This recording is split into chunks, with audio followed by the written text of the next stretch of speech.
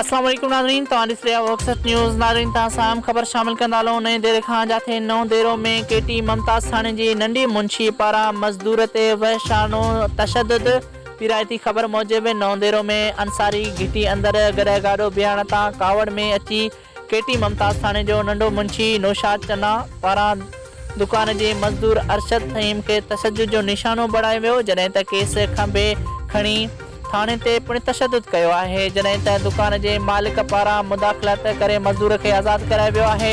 ॿिए पासे मज़दूर अरशद फहीम एजाज़ कंदे चयो आहे त मूंखे बिला जवाज़ तशद्दुद जो निशानो केटी ममताज़ थाणे जे नंढे मुंशीअ पारां बणायो वियो आहे। SSP लाणकाणो IG सिंध लाणकाणो इंसाफ़ फराहम कनि। होॾां SSP लाणकाणो पारां सोशल मीडिया ते आयल ख़बरुनि जो नोटिस वठंदे नंढे मुंशी नौशाद चन्ने खे अर्दली रूम में तलबी। DSP नओं देरो खे इंक्वायरी ऑफिसर मुक़ररु करे छॾियो आहे।